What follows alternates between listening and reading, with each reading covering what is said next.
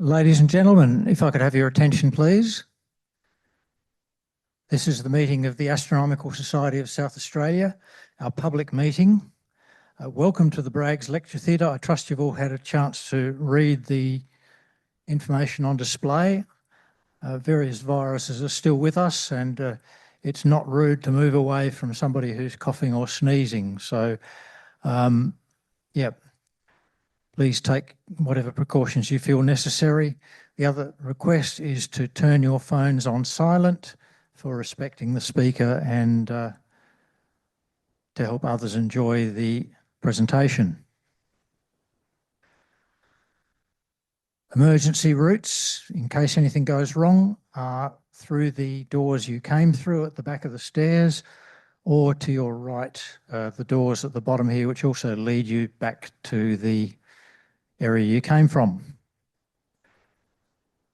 And toilets, necessary facilities are through the same doors at the back of the corridor, and turn left at the back of the corridor. Make sure you come back through the correct door. There are several doors that look the same. So people, welcome to our monthly meeting. Our mission in ASA is to observe, understand, share and enjoy the wonders of the universe. Can I have a show of hands from people here who are not members of ASA? Okay, there's a few of you. I have a few words to say later about the benefits of joining ASA, but that'll be after the main presentation, so stay tuned. The Astronomical Society of South Australia acknowledges and pays our respects to the Kaurna people, the traditional custodians whose ancestral lands we gather on. We acknowledge the deep feelings of attachment and relationship of the Kaurna people to country, and we respect and value their past, present and ongoing connection to the land, sky and cultural beliefs. So tonight's program, a simple one. We have a main presentation starting very shortly, followed by seeing me again with announcements and upcoming events, and then we close for supper through the foyer, in the foyer area that you came in through. So our speaker tonight, Dr. Toner Stevenson, is an author, amateur astronomer and historian. She co-authored the Eclipse Chasers book published by CSIRO and has published several papers about the history of Australian astronomy. Her doctoral thesis focused on Australia's participation in the astrographic catalogue and highlighted women who worked at Adelaide, Melbourne, Sydney and Perth observatories and their previously unrecognised contributions. Toner was previously manager of Sydney Observatory for over a decade. She's also worked at the Powerhouse Museum, the Museums of History New South Wales and the Natural History Museum of London. She's currently an honorary research affiliate in the History Department at the University of Sydney, since retiring as the Humanities School Manager. Toner is president of the Sydney City Skywatchers, Secretary of the History of Australian Astronomy Chapter of the Astronomical Society of Australia. That's our peak body here in this country, and a member of the Royal Society New South Wales. She has seen 8 total solar eclipses to date. Ladies and gentlemen, please make welcome Toner Stevenson.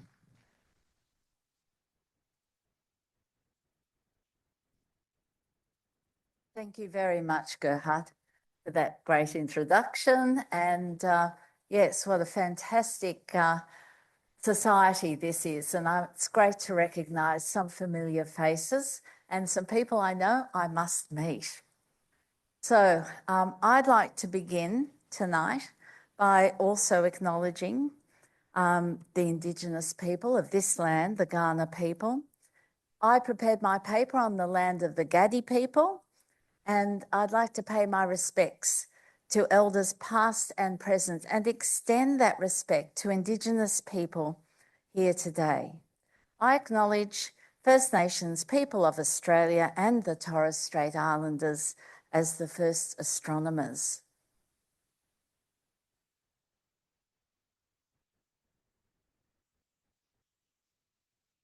This is the first day of NAIDOC week. South Australia is well known for being ahead of the other states in many, many things. And I'm just going to digress a little bit from the topic of eclipses because South Australia was the first state to have an amateur astronomy society. It was the women in this state were the first to vote in Australia. The University of Adelaide was the first university in Australia to have females graduate with a Bachelor of Science. And you can see Annie Louisa Virginia Trey here in this photograph. You'll hear more about her soon. You were the first state to have a premier who wore pink shorts. The Parliament. This was an important historical event and it changed social views. I believe the shorts are now in a museum of Democracy. I went there today, but I couldn't find them. Over a decade ago, I was researching my doctoral thesis and deep in the archives of the South Australian state records in Gepps Cross. I came across the initials MEG in the Adelaide Observatory logbooks and the timesheets.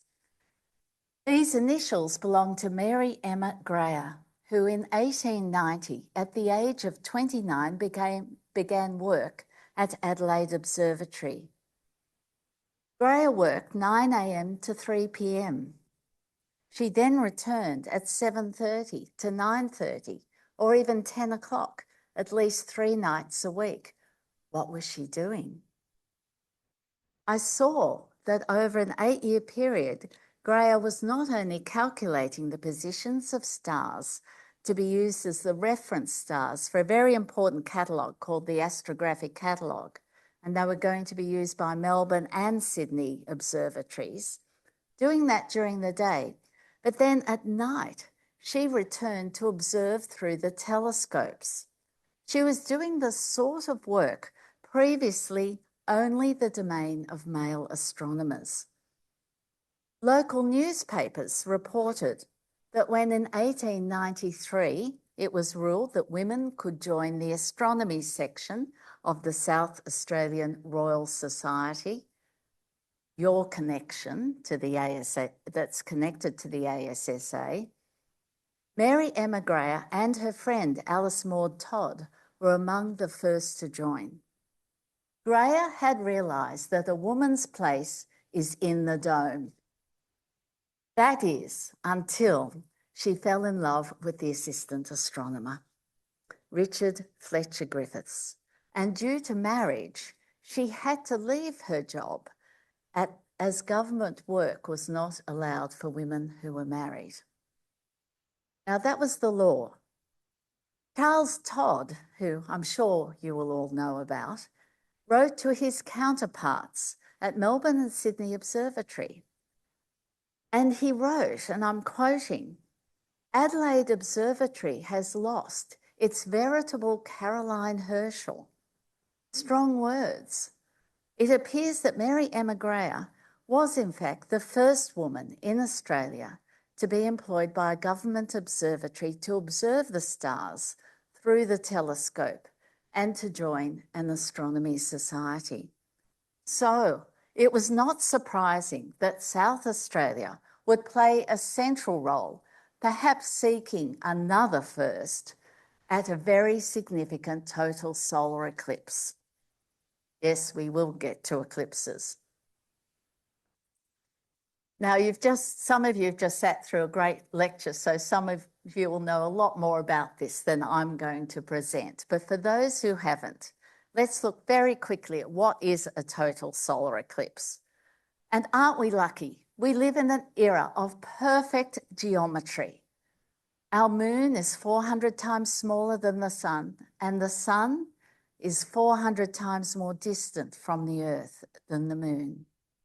On quite rare occasions, for a very short time, no more than 7 minutes at any one place, there is a perfect alignment of the sun, the moon, and the Earth.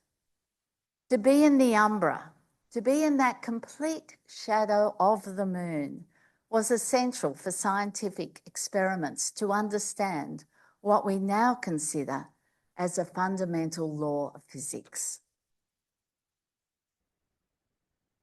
Our closest star, the Sun, is fascinating with its mysteriously hot corona, solar winds, prominences, flares, and magnetic properties. All life on Earth depends on heat from that gaseous layer called the photosphere. Today, of course, space technology has revolutionised how we study the Sun. But let's take ourselves back to 1922, to the total solar eclipse that occurred on the 21st of September.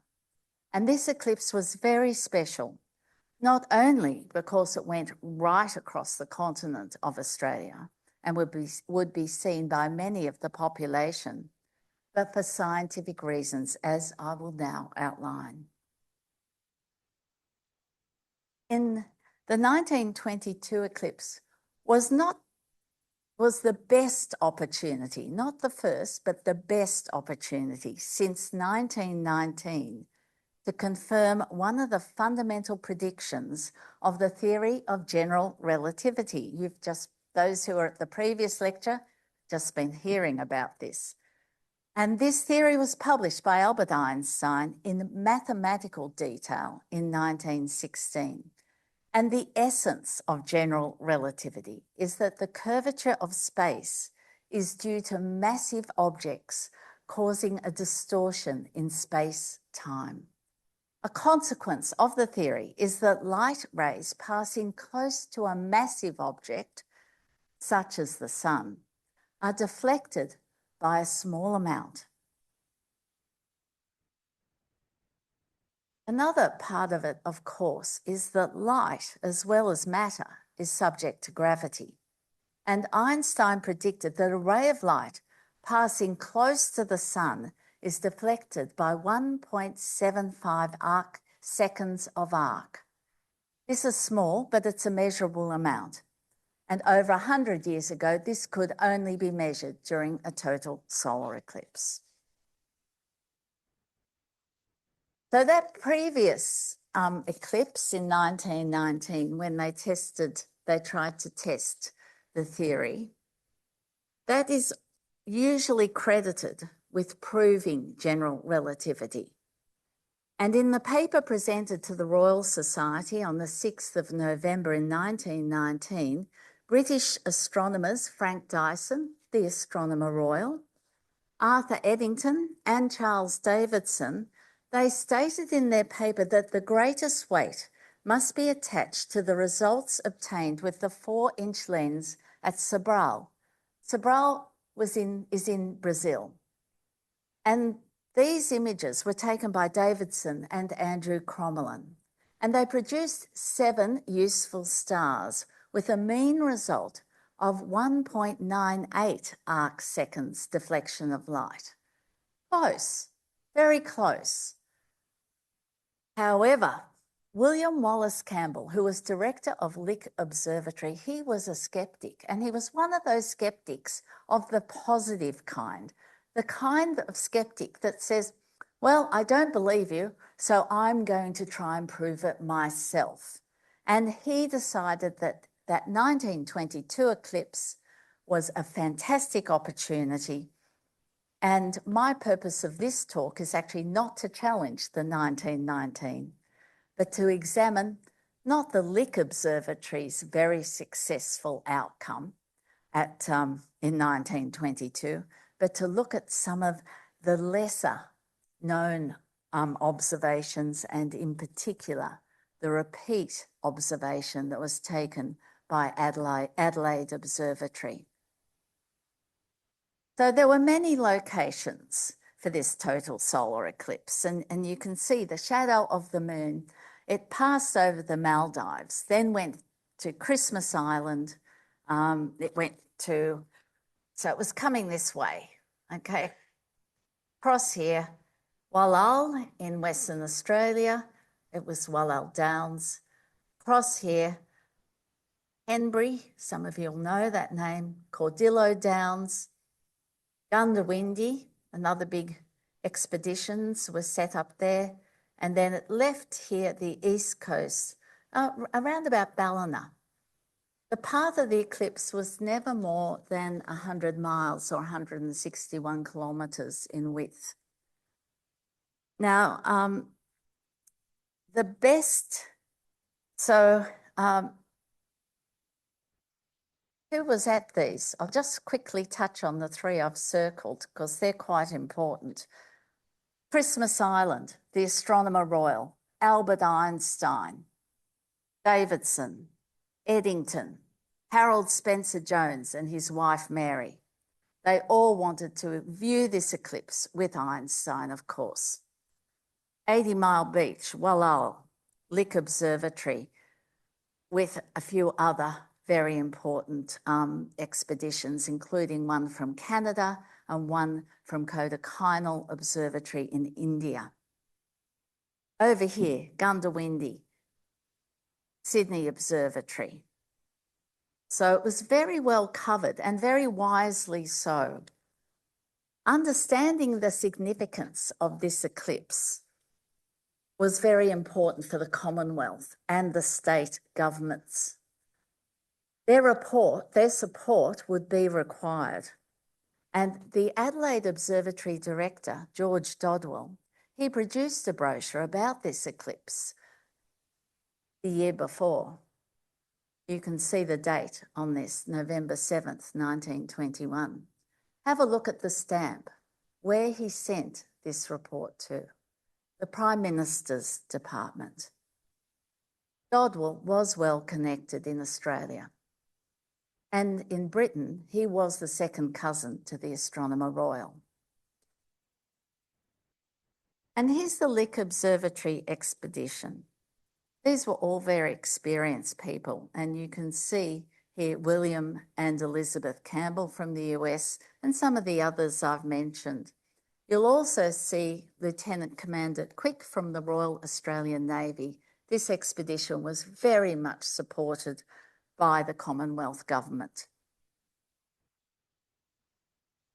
They also had a very generous sponsor called Crocker, and their equipment, and you can see particularly this 15-foot Einstein camera that's on the left side there. That was one of two of these photographic telescopes that was particularly developed for the purpose of the Einstein experiment.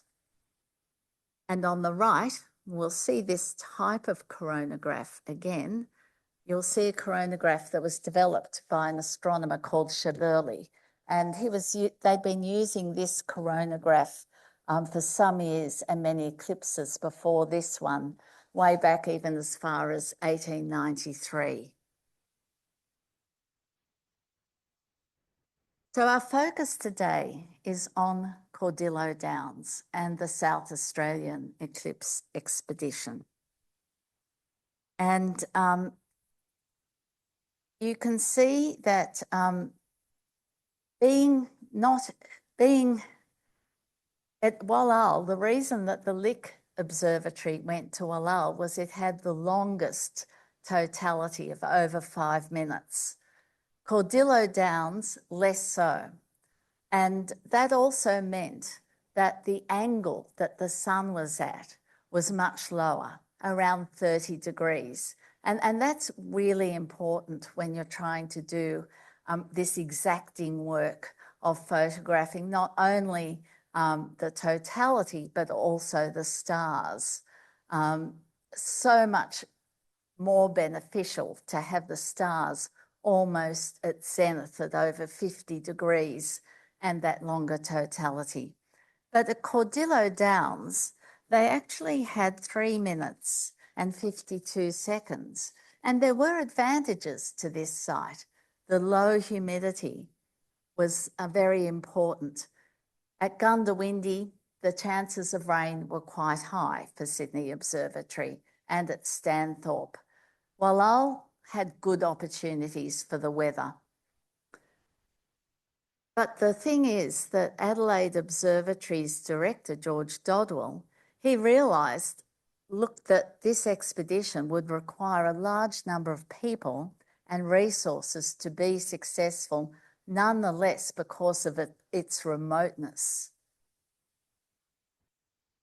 So let's just look at the Dodwells for a minute. Here we have George and Annie. Annie Tree, Bachelor of Science. On the right-hand side, you can see her circled in 1922 at a very major event at the Royal Observatory, Greenwich. Now, both Annie and George were very experienced eclipse observers. Both had been to Bruny Island in Tasmania for the 1910 eclipse. It was a washout, though. And in fact, Annie was the only one who came back from that particular expedition with any scientific data. She had recorded the temperature during before the eclipse started, during the partial phases, during totality, and she'd published that data through George. In 1911, George Dodwell and a fellow who I think you'll know, Alexander Dobbie, he was a member of your society. In 1911, Dodwell and Dobbie joined a more successful expedition to Vavu Tonga.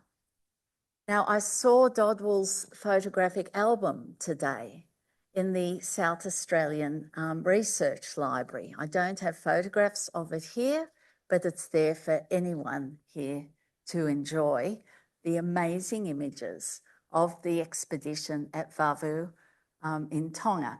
It's also mentioned in our book. Dodwell understood the support that would be required for this eclipse in the middle of the central desert. And he was very much part of pulling together this incredible South Australian Eclipse Committee. Look at the people on it. The head of the committee, Sir George John Robert Murray, University Chancellor. He was also a Supreme Court of South Australia judge. You can see here Kerr Grant, Professor of Physics. Him and Dodwell were appointed as Vice Secretaries. And as I said, Billy Hughes, the Prime Minister, had been advised through his department. Well, Dodwell thought he'd been advised. As it turned out, Billy Hughes, who had the nickname the Little Digger because of World War I, when he rallied troops on the battlefields of France, he was not a man to mince words or to delay action. So when in February 1922, the year of the eclipse, he received a letter from a Jesuit priest called Father Pigott. Father Pigott was in charge of Riverview Observatory, and he got a letter saying that everyone needed more support for the eclipse. All of the expeditions were suffering because of lack of support. Well, he was quite annoyed, and you can see this telegram that I found. He sent this telegram to his office, and he was questioning why he had not been better informed. And he stated, "I quite approve doing whatever necessary." He later instructed the Department of Defence and the state governments to meet the costs of the transport, to provide people, to provide equipment to support the official eclipse expeditions. And this is indicative of how significant the success of this eclipse was, not only to the nation's reputation, but also to the morale of the people of Australia. And it was a big ask to prove the Einstein experiment. Precision was required. As we saw, the setup in Brazil sort of worked. They used these things called coelostats. Now, coelostats are quite handy instruments, and you can see them here. They're mirrors on a pivot, and you can get them to track the sun. You don't have to move your large telescope, and that has a lot of advantages. However, it's very difficult using a coelostat to actually photograph stars of the 8th magnitude. And 8th magnitude is fairly faint. In those days, go back to this era here. The star catalogues were up to 11th magnitude, around about that, maybe some to 14th at the most. So 8th magnitude was quite a faint star. And Dyson, who you can see circled here, he had later, after his report to the Royal Society, he had said that he'd recommended that using a coelostat should be avoided. And I'll just quote this. It would seem that some form of equatorial mounting, such as that employed in the eclipse expeditions of the Lick Observatory, is desirable. Remember that photograph of the Einstein camera that Lick were using on an equatorial mount. Now, Adelaide Observatory didn't have such an instrument. In fact, they didn't have much in the way of photographic astronomical photography equipment. Dodwell realised this, and he realised that the only thing he could do was to borrow the best instruments available, and a great opportunity occurred in May 1922. And you can see this opportunity here. It was the second meeting of the International Astronomical Union at the Vatican. A lot of auspicious, experienced astronomers were here. And it was only 4 months before the eclipse. So you can imagine what a hot topic the eclipse was. This photograph of the attendees, in this I've circled the Australians who were there. Joseph Baldwin, who was the director of Melbourne Observatory, he's over there on the left. My left? Your left? Yes. We have George Dodwell and Annie Dodwell and Father Piggott just above them. And then down below we have the Astronomer Royal, Frank Dyson, who is the chair, and also Benjamin Bayeux from Paris Observatory. And Benjamin Bayeux, he was the president of the International Astronomical Union. And this was a unique opportunity for Dodwell. It was a unique opportunity for the Australians to congregate with all of these eclipse experts, especially those from Britain and North America. And it was an opportunity to borrow equipment. Dodwell negotiated the loan of a special quadruplet lens camera from another conference participant, from Heber Doust Curtis of Allegheny Observatory in North America. And he also negotiated to borrow equipment from Lick Observatory, lenses to construct a giant coronagraph like you saw, a smaller coronagraph, and a polar axis mounting, a driving clock and arm. More on these telescopes soon. So it's now time to head to the eclipse. Adelaide Observatory's eclipse site was in the central West Desert on the lands of the Yandru Vandra Yawara Waraka people. Called Cordillo Downs, it is owned by the Beltana Pastoral Company. And the director of Beltana sponsored the travel by camel from the Farina railway station, which at that time, I don't think the trains still travel to Farina. I think it's better known for its annual bake-off. But at that time, it was the end of the railway line north. And it was a huge sheep station. And here we can see the assistant astronomer, Alexander Lorimer Kennedy. He's the one closest to us. And behind him is Appleby, who was a meteorologist. Kennedy photographically documented the expedition.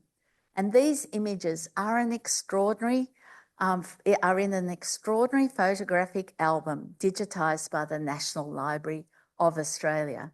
and colorized by AI. By me. So the journey went by train to Farina. From there, it was by camels. And luckily, the equipment had arrived from North America in May, and they were ready to go. You can imagine it's quite a short time frame. They were ready to go by the end of May. So the equipment had really just arrived 3 weeks before they had to leave. And they were met at Farina by a Belush cameleer called Sabdad and 2 Aboriginal men called Wallace and Tom and 31 camels. The next 645 kilometres took 50 days, and it was through some of the harshest country on the continent. There are water wells along the way, although Kennedy remarked on how dry the country was. As depicted in Kennedy's photograph album, there were many Aboriginal people working the sheep station. They were processing the wool, transporting the wool in stores, and the Indigenous domestic workers kept the growing number of expedition participants well fed. They were also anticipating this eclipse, and Kennedy photographed Aboriginal people and their huts called wurleys. In some of the photographs, you can see in the distance how close their homes were to the eclipse site. So it's not surprising that they are in many of the photographs that he took, helping to set up the eclipse site. So they not only provided help in transport, but they also helped build structures. And you can see this see this structure, see what it's made up of. It's made of found materials from Cordillo Downs. And they even built the large tower, we'll see that in the minute, for the coronagraph. And they erected 2 wireless antenna masts.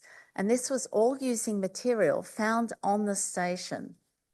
They built a concrete pedestal as a survey marker to determine exact longitude and latitude. And this is the first of the telescopes that we'll look at. We'll look at 3. And the Einstein, this was called the Einstein camera. It was the one borrowed from the Adelaide Observatory. It was designed for wide field photography, but it didn't look like this when they got it. So Kennedy constructed this timber surround, this sort of oblong-like surround around the lenses for this telescope. It was supplied with 2 metal plate holders, and he made others so that they could change the photographs very quickly during the eclipse, particularly during totality. And you can see the 2 guiding or finder scopes, I've called them here, but guiding telescopes that were bolted onto this structure. And the idea was that they would see during totality Beta Virginis, and that would be one of their reference stars. This assembly was mounted on an equatorial pier, and you can see that here, with the driving clock on loan from Lick Observatory, and movement was restricted to right ascension. The plates were 7 by 8 inch or 17 by 20 centimetres, and that was quite standard at the time from the Eastman Kodak Company. They had a double coating of seed emulsion, and that was also fairly usual at the time. Using the Einstein camera, Kennedy took preliminary photographs of the night sky, as advised by Frank Dyson, to ensure they could image stars down to 8th magnitude, essential for that Einstein experiment. The second telescope was called the Adamson, and this was its nickname because the equatorial pier, just this piece here, was on loan from Robert Beveridge Adamson, who was a well-known photographer and a professional lantern projectionist. 30 years before, his father, David Beveridge Adamson, also a member of your society, had built this telescope. He'd built the pier and the driving clock, and you can see him on the right here. What an enterprising fellow he was. However, the telescope was unsuitable for this particular experiment, so they just used the pier, and I think you can see here and here. So a new timber tube was constructed by Kennedy in the Adelaide Observatory, and this held a photographic lens of 5 centimetres aperture with it was a 1.5 metre focal length. And the lens was on loan from Lick Observatory.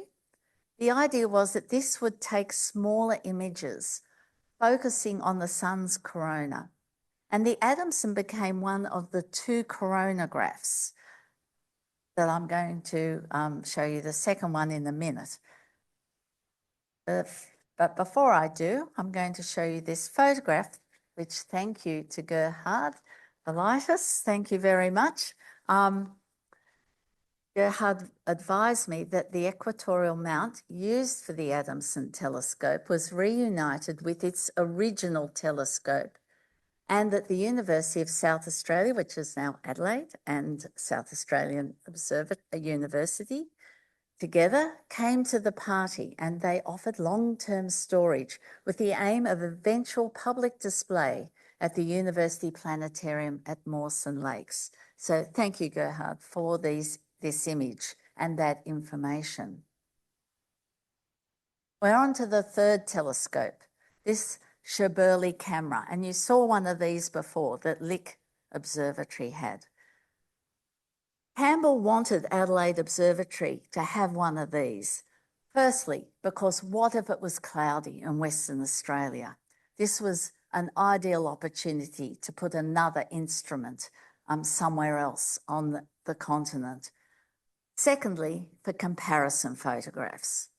And the aim with this particular telescope was to measure the intrinsic brightness of the corona. And Lick Observatory provided 2 lenses with mounts, a driving clock. But the Adelaide Observatory party had to actually construct this instrument, this 12-metre long instrument. And it's an iron frame shaft, you can see that here, covered in duck cloth. And that encases the 2 lenses. The frame you can see here was pieces of windmill and galvanised iron pipe they found at the homestead, secured and wired to point at the approximate angle that the sun would be at totality. It did have a tracking device in it because the photographic plate holder had a driving mechanism that tracked the sun.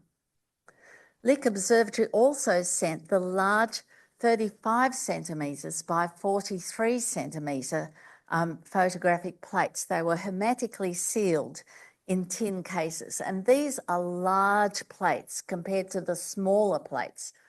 I'm trying to sort of indicate the kind of comparative size we're talking about here. And again, Kennedy had to construct more photographic plate holders for all of these 3 telescopes to ensure swift changeover.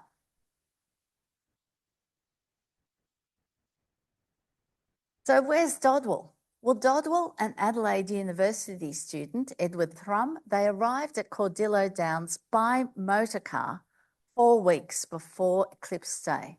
And they were later than anticipated because the car had become bogged in sand at the aptly named Mount Hopeless.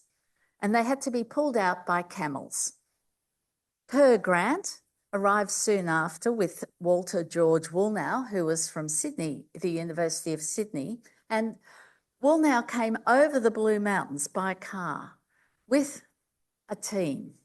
He arrived only a week before the eclipse. Importantly, he also brought a 0.5 kilowatt of wireless kit from the University of Sydney. Kennedy and First Nations workers had already constructed the large antenna and set up the wireless station in a tent. Thrum and Lieutenant Bowen operated the wireless station to test radio waves and ensure accurate time signals, very important during an eclipse.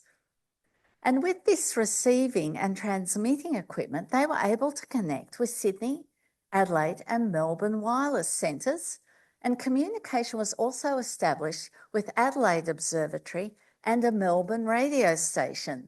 And this was wonderful because prior to the eclipse, they listened to concerts transmitted from Melbourne radio using this device. During the eclipse, however, they did have time signals, but they noted intermittent reception, and there was a distinct variation in the wireless signals recorded. Now, Dodwell thought this was very interesting, and he reported this was unexpected and peculiar. But he later advised the Prime Minister, and I quote, "The establishment between a sheep station in the interior and the capital," he meant Melbourne was the capital at that stage in 1922 because Canberra hadn't been built, "was a feature of this occasion and demonstrates to settlers in the outlying parts of the state the advantages which will come by making use of wireless." And of course, he was right.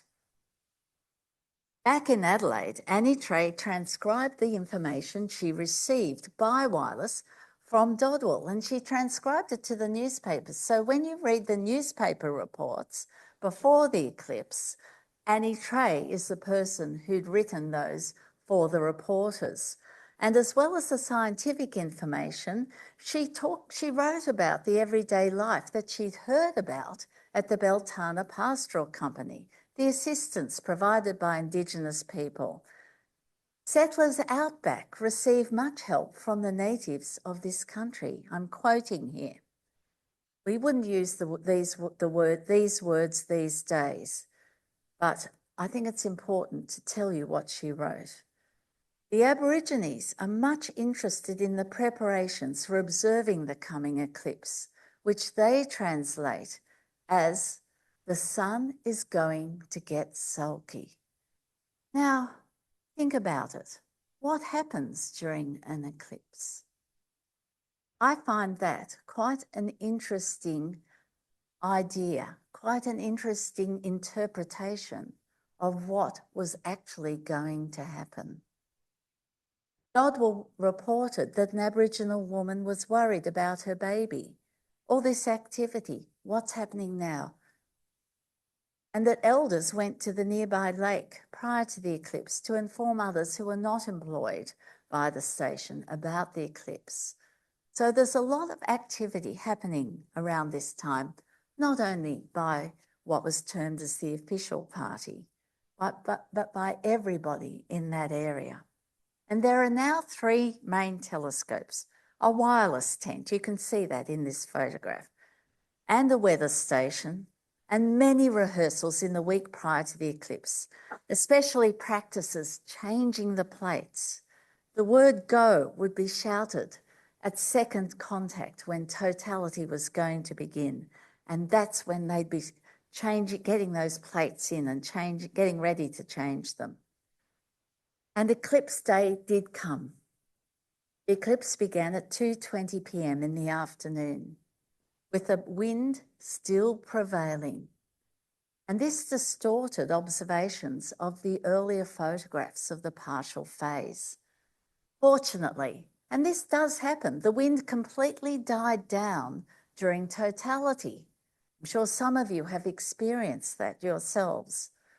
And the planets Mercury, Venus, Mars, Jupiter and Saturn were easily seen, as were the shadow bands. Look at the flat landscape, how to see the shadow bands. They were aptly described by a 7-year-old at a nearby station as creating shadows like the windmill. And that's exactly what it's like. According to Dodwell, the galahs flew in large numbers towards the station, and they flew off again after totality. The camels were uneasy. Dodwell was in charge of the Einstein camera, aided by Kerr Grant, and the station's manager, Mr. and Mrs. Murray, and Miss Dixon. At totality, Appleby yelled out, "Go!" and they slid the first photographic plates into place. During the 3 minutes, 52 seconds of totality, with the eclipsed sun at 32 degrees altitude, 4 photographs were taken with exposures of 20, 30 and 55 seconds. In the meantime, Wallal's team managed the Adamson coronagraph, and they added a spectrograph to measure the flash spectrum of the chromosphere during the diamond ring effect. Unfortunately, they were not as successful. Their driving clock failed, and although they did capture some photographs that helped determine the exact time of the contacts, this was not one of the success stories. However, the 40-foot or 12-metre coronagraph was managed by Appleby, with Wallal and Mr. Kindler, who was a teacher, the schoolmaster from Inaminka, the closest town, and they exposed 14 plates at exposures from 1 to 32 seconds during totality. After development, these plates were printed, but the originals were sent to Lick Observatory, and they are most likely in the University of Santa Cruz's archive. A Stevenson screen for thermometers with a wind vane on top. You can see it looks a bit like an eclipse. They were erected by Kennedy and Appleby well before the eclipse occurred, and they started to take measurements at least a month before the eclipse happened. During the eclipse, they couldn't be in too many places at once, so they attached the thermometers to a pole of the magnetic tent, and you can see the drop of 8 degrees from 30 degrees Celsius to 22 degrees Celsius at second contact. That is when totality begins. But after third contact, the temperature continued to drop for the next 5 minutes until at fourth contact it has risen. Again, that's the end of the eclipse, to 24 degrees.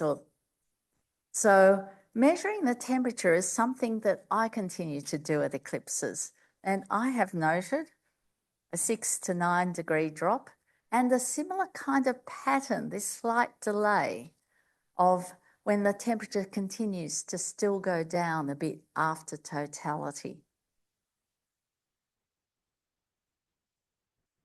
And the other thing that they were doing was this magnetic experiment, because Dodwell had also been approached by the Carnegie Institute of Washington to loan a magnetometer and to be given a grant of US $100 to take readings during the eclipse. And Kennedy had previously made these kind of terrestrial magnetic measurements. He'd been to Cordillo Downs before the First World War in 1914, and done these exact same measurements. So they wanted to compare what happened at an eclipse at the same site that they already had measurements for. And the results were sent to the Institute, and they showed a minor difference on the day of the eclipse, but no firm conclusions were reached as to why this was the case. So after the eclipse, well, most of the experiments seemed to be successful, and this was due to the preparation and the teamwork. But this image only shows some of the party. And it does give you some idea of how many people were there doing things during the eclipse. Both people who were already at Cordillo Downs, such as the Murrays, Mr. and Mrs. Murray, Miss Sandlands, she was also doing something, I don't know what, during the eclipse. But you see most of the men here with the hats on are from Adelaide, have come up from Adelaide. Wallal, far left, he's from the University of Sydney. So, and next to him is actually, right in the middle there is Kerr Grant, a very important person for this eclipse. But there's some people missing. And those people are the people who at this time were already starting to prepare for the return trip.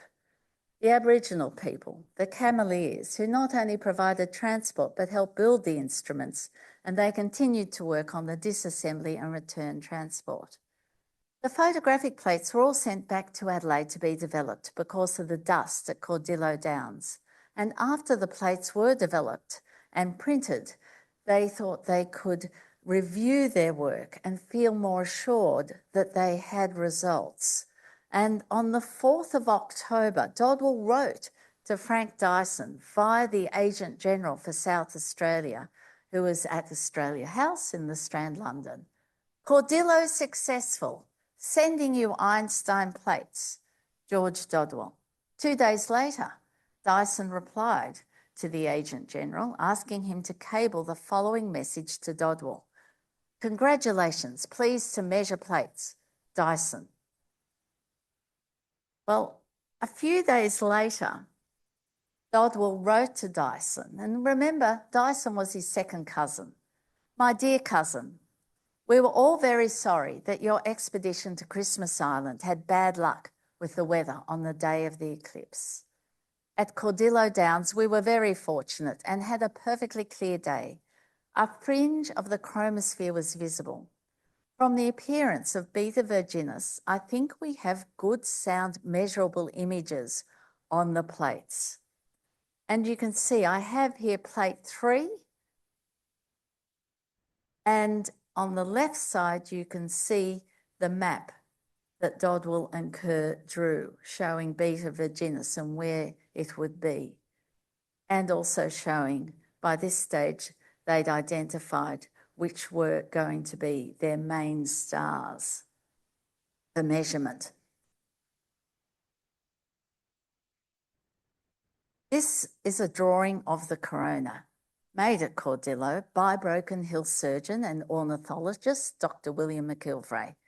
And I put this here because I was actually very surprised at how accurate it was compared to one of the photographs that I wanted to show you from the Einstein camera. This is glass plate negative number 1, one of the ones that they actually used. They used number 1 and number 2 in the end. And this is something that I think is also quite interesting to still do today, to draw, to use your eye for doing such a thing. Success was also evident in the images taken using the 12-metre Schiaparelli coronagraph, as you can see here. And a selection of images, pretty sure it doesn't say so in the article. I'm pretty sure this is the same one as I just showed you from the Schiaparelli. A selection of eclipse photographs plus images of the setup were finally distributed to the press a month after the eclipse. And this substantiated some success, but not yet the Einstein experiment. So it was returned to Cordillo Downs. Why? The job wasn't finished, and I don't know why. But what I know is that Dodwell had to go back to Cordillo Downs to take further comparison photographs of the same section of sky in the early morning. He reassembled that Einstein telescope. He found white ants had eaten into the timber structure, but it was still usable. And on return to Adelaide, he processed the images. These were the comparison star images, and he sent the plates off to London by a passenger ship, SS Orsova, and the package arrived at Essex Dock on the River Thames in July 1923.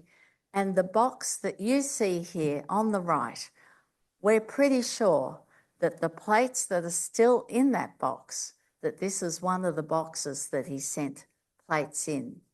He sent two different boxes of plates on 2 different ships. I haven't found out what the other ship was, but that was important too. What if the ship went down? Okay, so in March this year, I saw 17 eclipse glass plate negatives in the Bodleian Library archives. This was very exciting. The senior archivist, Lucy McCann, had, after a request from me, only just found the repurposed box. This box here, we're pretty sure it was originally used for a chronometer, and the glass plates in it. And she'd been able to find it because it looked quite different to anything else that was in the archive. And perhaps the reason for that was that it is indeed made of an Australian hardwood. And we examined the plates on a light box. And you can see here Deb Carthy, who's a conservator. Each plate has a sticker fixed to the top right corner of the non-film side that indicates where the plate was taken, the exposure, whether it was a comparison or an eclipse plate. And from plates 1 and 2, we could easily see there were 14 stars marked. And these were the ones that showed the deflection of light during the eclipse. And here are these plates. Indeed, in November 1923, this is more than a year after the eclipse, Dyson informed the Agent General for South Australia, "We have finished measuring and investigating the photographs taken at the eclipse. They give some confirmation of the bending of light demanded by Professor Einstein's theory. I shall be glad if you will send to Mr. Dodwell a cable message informing him of this. I think Dodwell will be glad to know."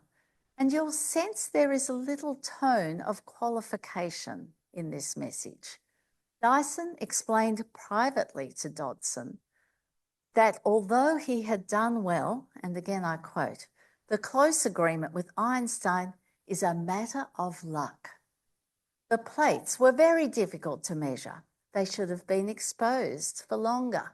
The focal length was too short and the angle of the sun, 30 degrees, too low for a perfect result.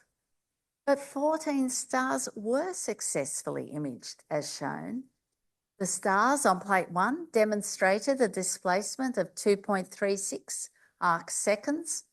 Say that's a lot more than what Einstein predicted. You're right. On plate 2, a displacement of 1.18 arc seconds with together a general mean of 1.77 arc seconds. Was this a success? Well, I then went to Cambridge University Library and I located Davidson's papers for the 1919 and the 1922 eclipses. What struck me at first was the consistency of his methodology. And you can see this a bit from these comparison drawings. The one at the left is the 1919 eclipse, the one on the right, the 1922 eclipse. His method demonstrates incredible consistency, incredible thoroughness. There were 50 pages of reductions and drawings. Adelaide Observatory's 1922 results had twice as many stars with mean displacement closer to the Einstein prediction than that achieved in 1919. However, the error was higher, of 0.3 arc seconds. So where are we? Without diminishing the 1919 results, 3 of the 1922 experiments proved beyond doubt the deflection of light caused by the gravity of a massive object in space, as determined by general relativity. Lick Observatory, with the best equipment, was the first to announce its results. It had 82 stars, with a resulting mean displacement of 1.75 arc seconds. Oh, 1.74, sorry. Very close to Einstein's theory. Not as well known are the results achieved by the Canadians with 18 stars, and Adelaide Observatory with its 14 stars. Proving general relativity. Did they do it? Well, we don't know. But what we do know is that it opened up new areas of science called cosmology. It made possible the existence of phenomena such as black holes. And I suggest you read the excellent paper by your own Nicola Hughes about Louise Webster's co-discovery of the first proven black hole, as she was another South Australian first. The development of astronomy in Australia was most likely influenced by the popular success of the 1922 eclipse. The Commonwealth Solar Observatory, this Commonwealth Solar Observatory had been talked about for more than 10 years, more than a decade prior. But it was established at Mount Stromlo, and its inaugural director appointed 2 years after this eclipse. In 1922, there was a centenary. 2022, there was a centenary of the 1922 eclipse. And that's actually what sparked my curiosity to look a bit further into the history of Adelaide Observatory, because the only expedition marked on this centenary coin is in fact Lick Observatory. So we kind of ignored the efforts made and the results of our own Australian scientists. I knew a little about this as I was writing the Eclipse Chasers book at the time. So in conclusion, I hope I have shown you that the expedition by Adelaide Observatory to Cordillo Downs was indeed extraordinary. And their results, although eclipsed by those of Lick Observatory expedition, should not be forgotten. Interestingly, in 2028, Cordillo Downs will again come to prominence. On Saturday, the 22nd of July, 2028, a total solar eclipse is due, and this will traverse right across Australia, down to the South Island of New Zealand. And as you can see, the line of totality just touches into South Australia. A good place to observe will again be Cordillo Downs, 2 minutes, 9 seconds of totality. And if you are interested, that's the place to be if you're South Australian. If you're interested in the history of eclipses in Australia and in future eclipses, you might be interested in the Eclipse Chasers book. There's a few for sale tonight, but they are available online. What you should know is the Astronomical Society of Australia has an eclipse page on their website. The chairs of the working group are Fred Watson and Terry Cuttle, and we are calling this eclipse the Australia-wide Eclipse 2028. The initials AWE, or 2028. I want to thank very much Gerhard Velitis for his support that he's given me to come here tonight and his advice. I also want to thank very much another one of your members who spoke to me at NACA, and I think you might know Rosemary. She spoke to me at NACA, she heard my talk there, and she suggested that I come and present to you tonight. I also want to thank Nicola Hughes. We've been in conversation about her remarkable work about Louise, her remarkable research about Louise Webster. Thank you very much.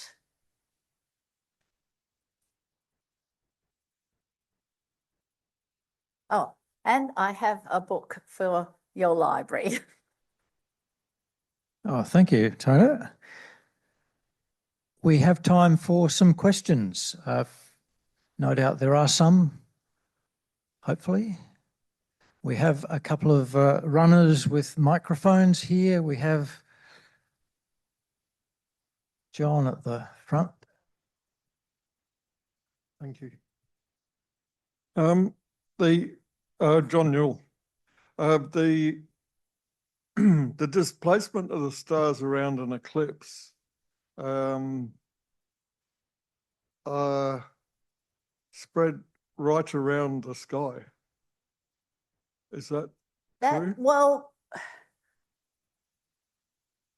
during an eclipse, what you can measure, and this is quite evident on the plates, are the stars pretty much in the immediate vicinity of the eclipsed sun. As you get further out, the displacement reduces considerably. And also, remember the limits of photography of that time. I can't talk to today because there are probably many ways of taking such images with advanced technology where you could in fact see a lot more, you could actually capture a lot more than what they did then.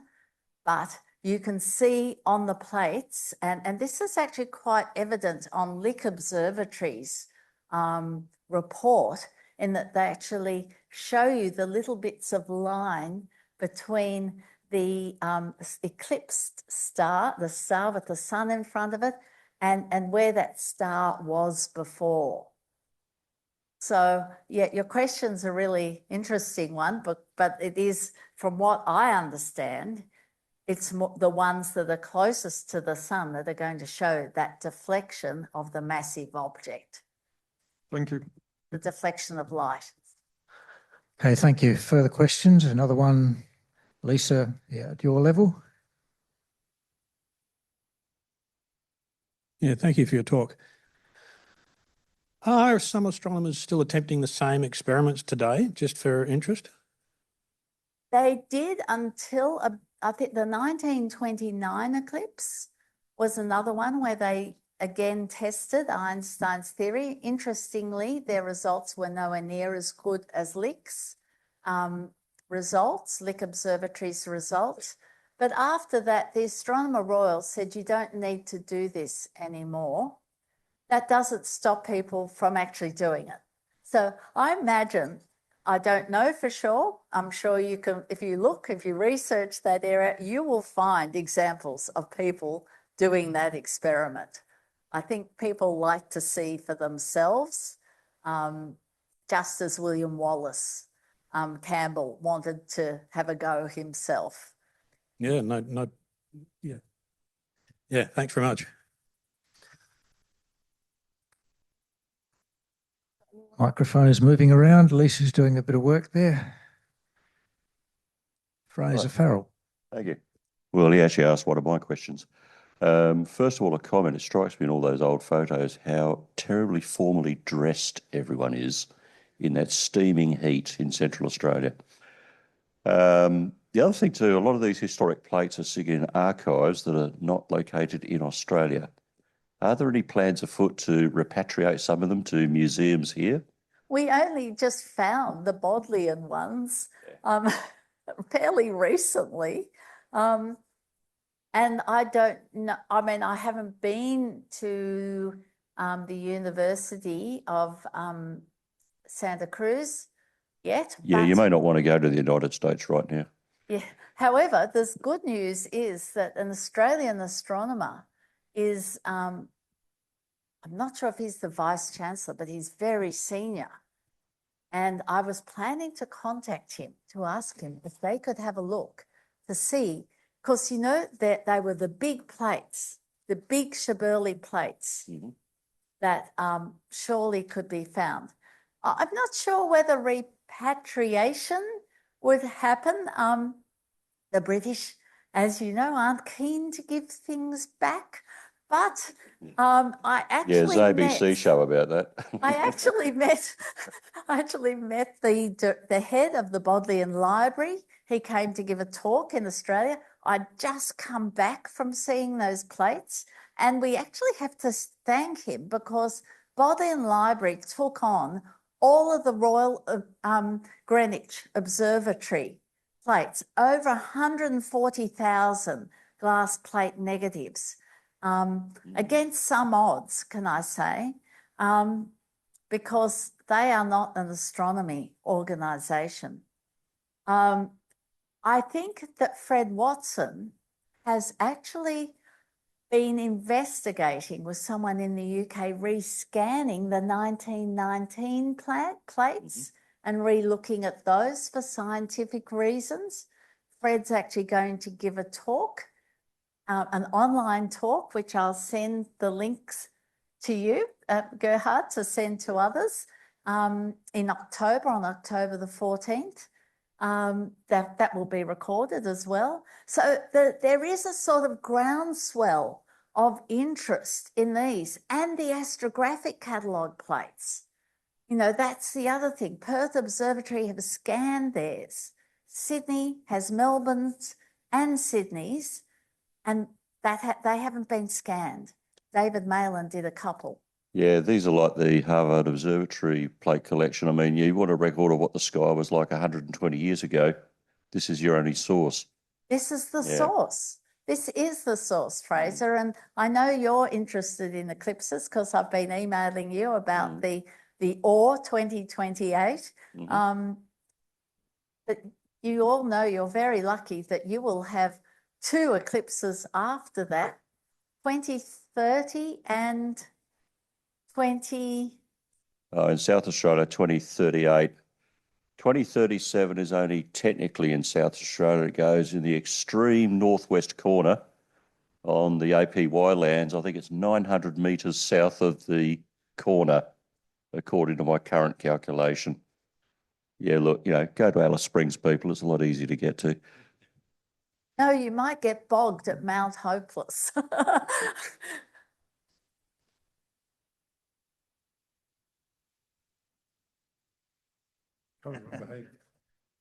Yes, you mentioned in the eclipse that the sun was at 20 degrees.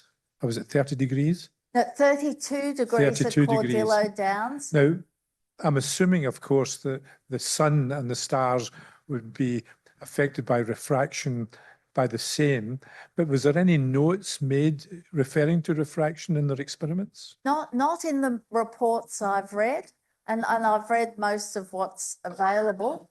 I'd have to say, you might have something in your archives, in the archives here, of course. The South Australian Archives have an incredible collection of Adelaide Observatory papers. I've only looked at some of the things that are there. It's amazing how you find things caught amongst other things when you really spend time. So who knows? There could be something. I haven't found it. But the point you make is a very relevant one, and that's one of the reasons that their images were not as good as that of Lick Observatories, which had that 55 degrees angle, with much higher, much steeper, better imaging, less interference. Any further questions? One up the front. Yes, Peter. Yes, thank you for that. What did the newspapers say at the time? There must have been some reporting, all the Australian newspapers. What was said? Oh, it was huge. The 1922 eclipse was in Australia, was one of the most reported eclipses worldwide. I've heard that from people who are researching eclipses and what the papers said. And they're all like, oh, Australia. Now, whether we know that because our newspapers are being so well digitised through Trove, the National Library of Australia, look, the reports are amazing. And I guess what struck me was the newspapers, not at Cordillo, they were reliant on the astronomers at Cordillo. They did not have a media representative there. But if you look at the newspaper reports, they had their people on the ground at Gundawindi, on the ground at Stanthorpe. Their journalists were taking photographs that were as good as the astronomers and the amateur astronomers. at Wallal.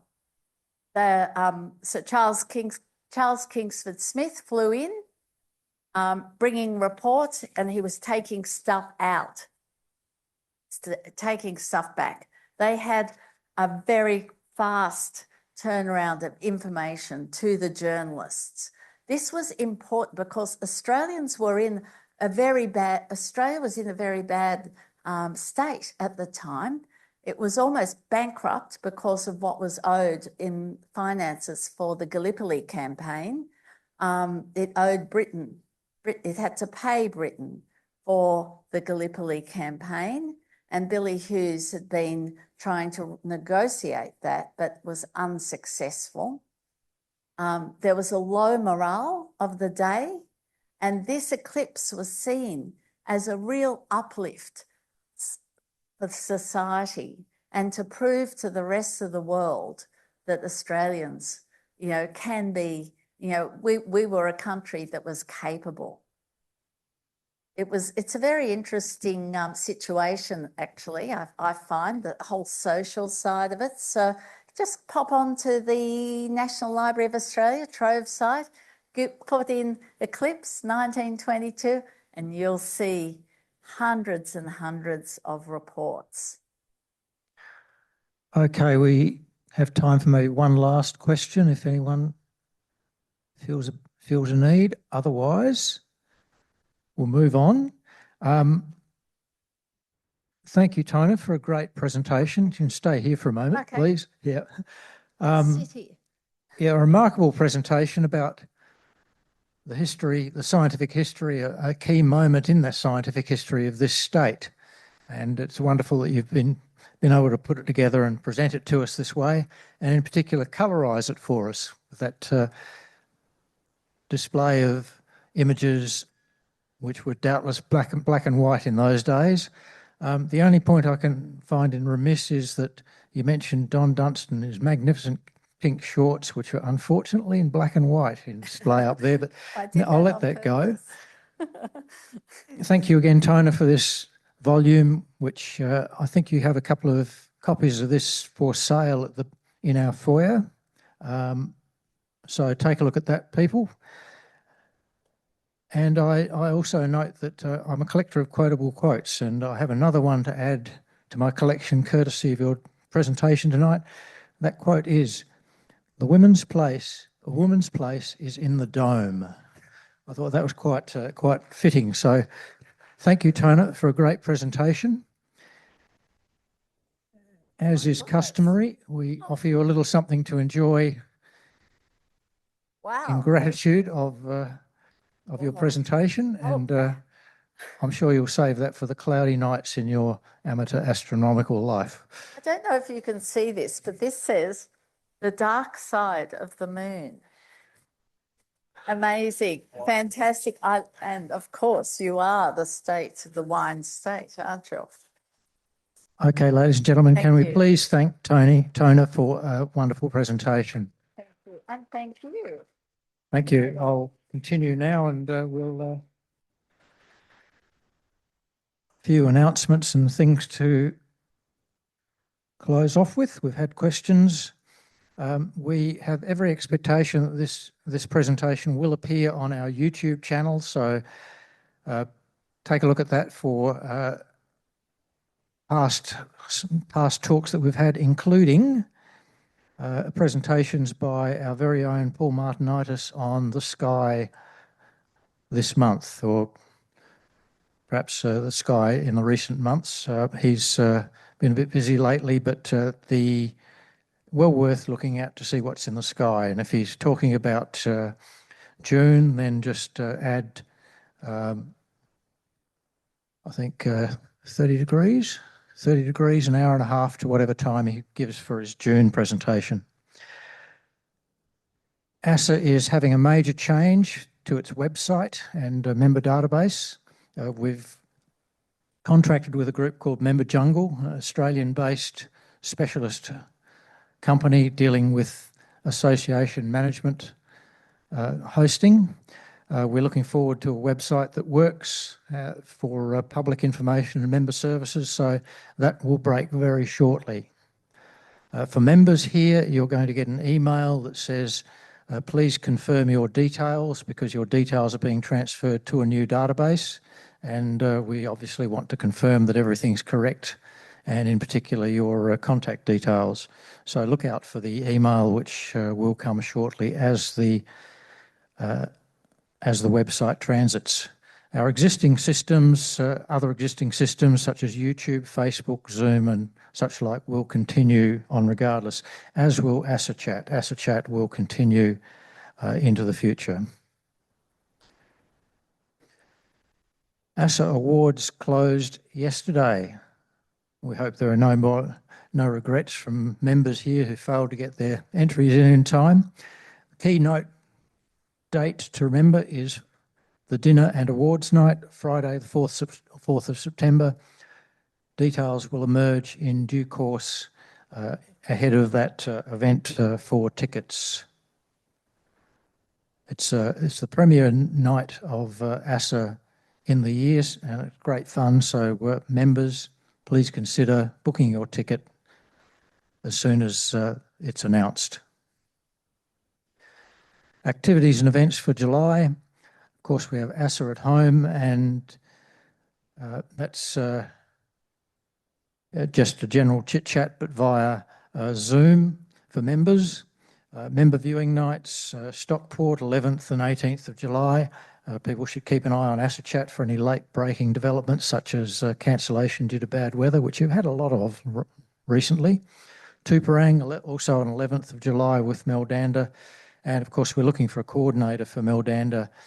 So Meldanda as a site remains a do it yourself and bring your own everything, including water, thermos, camping gear, and of course your telescope and viewing instruments. ASSA Imaging Special Interest Group meeting at the end of the month, Tuesday 28th of July. The Imaging Group is our largest and most active special interest group. I think we have well over 100 members at this stage, and I attended a Zoom meeting last night that was very informative with, I guess, 15 members attending. But yeah, well worth looking into if you have any interest in imaging at all and you're an ASSA member. For the public, we have a star party at Stockport, 15th of August, next month, and public viewing nights commence again at Hawthorndean Oval in October. They can't take place at the moment because it's mostly cloudy, and Hawthorndean Oval would also be a sodden mess given all the rain lately. Next month, Colin Hill features in a great manner. Firstly, doing the education session, observing the small telescopes, followed up by the main speaker as well. So you get Colin twice. Well worth attending to see the true nature of gravity. If you attended the education session, you'll know that Colin's sessions are very informative and well structured, and this will be a talk to put in your diary. So first Wednesday every month, first Wednesday in August. A call out for volunteers for Science Alive, August 7th to 9th. It's a great fun activity in the showgrounds at Goodwood. There's a Friday session with schools attending to learn all manner of things scientific from various displays around the place, from defence, public service, industries around the state, dealing in science and technology, and also the ASSA booth manned by our volunteers. Great fun showing kids telescopes and kindling their interest in all things scientific. And on the weekend, Saturday and Sunday, parents come as well, obviously with kids and the like. So if you have a working with children clearance and you're interested, and I highly encourage you to be interested, it's a great fun weekend. Yeah, please contact Michael Chartres at Yeah, michaelchartre@icloud.com, or send me an email, president@asa.org.au, and I'll make sure you can get in touch. So please consider volunteering for that great event. It's a major showcase for our talents as well. Information sheets and merchandise at the back. Take a look as you go through to supper. Don't forget our sponsors, Adelaide Optical. Mention you're an ASA member and earn a discount from the regular pricing. ASA membership can be as cheap as $25 a year for student membership. You can see various dots there. The yellow dots are for the public and miss out on all the other functions unless you join. So hence my recommendation to join if you gained any value in tonight's meeting, which I trust you did. Member nights, one of the key highlights of ASA. Members get together at Stockport, as seen here, displaying their equipment in red lights to protect night vision.